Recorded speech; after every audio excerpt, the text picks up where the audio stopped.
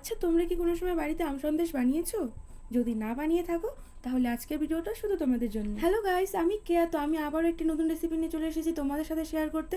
আর আজকে বানাবো আম সন্দেশ। তো প্রথমেই আমাদের দুধটাকে গরম করে নিতে হবে। আমি এখানে প্যাকেটের দুধ ইউজ করেছি, তোমরা চাইলে গরুর দুধও ইউজ করতে পারো। দুধটা গরম হয়ে গেলে আমি এখানে লেবুর রস নিয়ে ছানা করেছি, তোমরা চাইলে ভিনেগারও ইউজ করতে পারো। এরপর আমি হালকা নেড়ে চেড়ে 5-10 মিনিটের জন্য দুধটা ঢেকে রাখবো। ছানা তো রেডি হয়ে গেছে, এরপর আমাদের লাগবে একটা গোটা আম।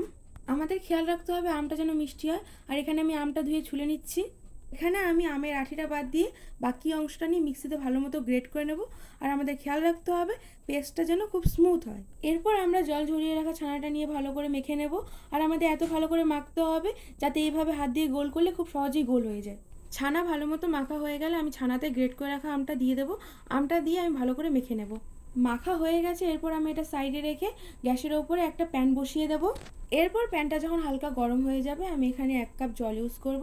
জলটা যখন একটু ফুটে যাবে তখন আমি এতে মিল্ক পাউডার দেবো। মিল্ক পাউডার আমি এখানে 250 গ্রাম দিয়েছি। মিল্ক পাউডারটা দিয়ে ভালো মতো নেড়ে চেড়ে নেব। এরপর যখন মনে হবে মিল্ক পাউডারটা জলের সাথে খুব ভালো মতো মিশে গিয়েছে তখন আমি এখানে 1 চামচ চিনি দিয়ে দেবো। আমি এখানে চিনিটা অল্পই দিয়েছি, তোমরা চাইলে কম বা বেশি করতে পারো। যাই হোক, এরপর আমি চিনিটা দিয়ে ভালো মতো নেড়ে চেড়ে নেব যতক্ষণ না চিনিটা গলে আছে। চিনি গলে যাওয়ার পর আমি এখানে মেখে রাখা ছানাটা দিয়ে দেবো।